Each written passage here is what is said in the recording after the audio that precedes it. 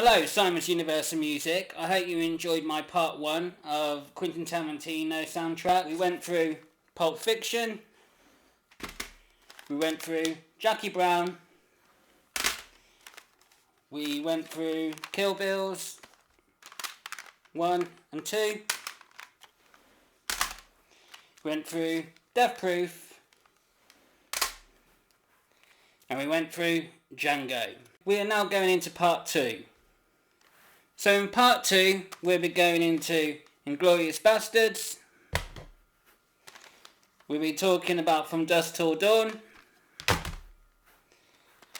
We'll be talking about the Hateful Eight. And we'll be talking about Once Upon a Time in Hollywood. So I'm going to go with Inglorious Basterds, which I love the film. I love the actors. I love Christopher Waltz in it with his part.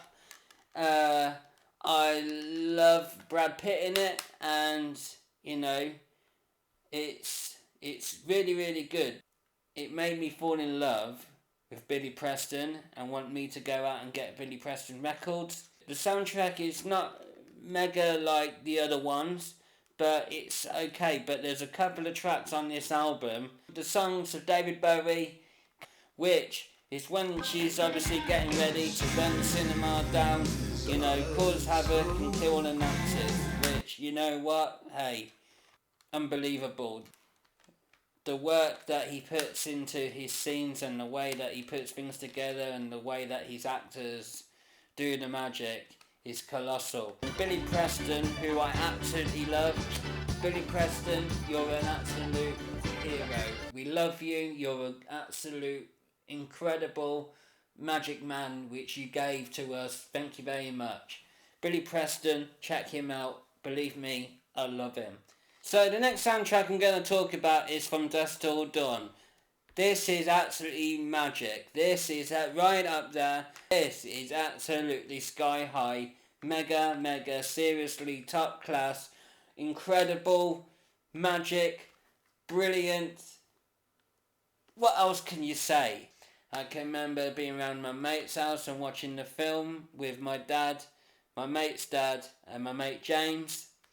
Getting this album, putting it on, blasting it out. Once I had a day at work, I finished work with my boss, and literally, I had this. We put it on in the car. We were driving to his house, which was probably about 45 minutes away from where I used to live, to go to his house in Solihull in Birmingham, with my boss Ollie, right? We put this on, and we put track 11 on, which is performed by Tito and Tarantula. That song is absolutely one of my favourite songs of all time. Literally, on this album, we all know about After Dark by Tito and Tarantula. After Dark by Tito and Tarantula is absolutely an incredible piece of art. That song where she's there, she's doing her dance with the python round her neck, and George Clooney and Quentin are sat in obviously the titty twister, which is absolutely colossal. Not that anyone would want to go there. No way. This album is mega. I think if anyone ever gets this and plays this, oh my god. To me, I think this is an absolute brilliant soundtrack. CC Top's on it, Tito and Tarantula's on it. I think Tito and Tarantula make this really, really good. It has got absolutely banging tunes on it for an absolutely crazy film that has got obviously one of the biggest punchlines ever. That is an absolutely great soundtrack, and something that I'm really proud that I've got it. I can remember getting it and wanting it so much. So it comes to the Hateful Eight soundtrack, and the same again. There's a couple of songs that I really do like on this. Okay, similar to Glorious Basterds with the soundtrack. There's a couple of songs on it, which is Jack White's Apple Blossom. I am a huge Jack White fan, and I will get to him down the road in Simon's Universe of Music. But Jack White's on it, and That's another star that, Quentin has picked to be in one of his films. And the second song on this is Roy Orbison, There Won't Be Many Coming Home, which is in a film called The Fastest Guitar Alive. I've always really known about him. We all know the classics, Pretty Woman and all that, of course. Yeah. That song at the end, and with Quentin doing the film The Hateful Eight, which obviously goes back and that sort of time in America as well. But picking that tune by Roy Orbison, There Won't Be Many Coming Home, automatically made me become a fan of that song and made me buy that album.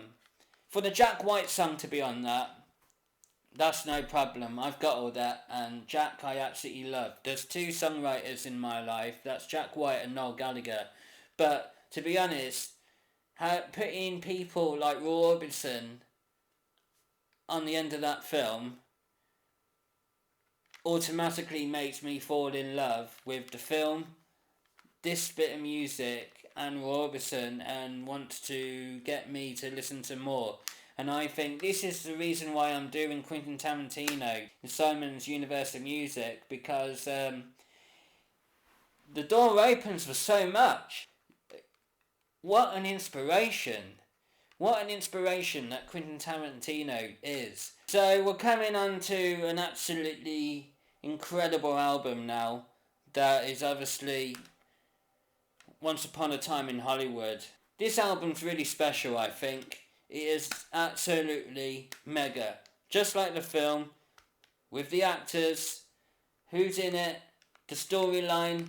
I love the way that Brad Pitt actually nails the part in this as Cliff. He's absolutely cool as anything. Brad certainly deserved his Oscar in it. And I tell you what, if I was going to a fancy dress party, right, and it's a film, fancy dress party, yeah, I'm dressing up as Brad in that film. The time period for a soundtrack, you could not want anything better. That time period has got Neil Diamond on it, Deep Purple on it, which is my dad's favourite band. 1969, go back, having the tapes from the radio to put this soundtrack together. Quentin says if you're going to make a film, do it yourself. Quentin has said that with him making movies, he wants other people to express themselves. Quentin Tarantino says that he wants people to be inspired by the films he's made, by the soundtracks that he's put together in his films, and he always says if you have the passion to go out and really love it and soak it all in and give it to people, then believe me, that's what you gotta do. I really do think this guy is truly incredible. With him making Reservoir Dogs on the budget that he had, I think for the friendships that he has created with like Samuel L. Jackson, with Christopher Waltz, with Leonardo, with Brad, with Uma, Tim Russ, the list goes on. Giving the fan, the experience of just watching a movie and feeling good. The one thing about Quentin as well with his films is lines that he's gave us through his actors. Me and my friends, we've always talked about things like lines in the film, like Royale with cheese, you think you're 2517, like obviously out of Pulp Fiction, Django with the Silent J. The list goes on. There's so many to think of. Quentin Tarantino plays an absolutely massive, incredible, huge part that gives us enjoyment, fun, laughter. Sometimes you could be watching stuff with, just one eye because it's just like, oh my god, someone's really going to get it.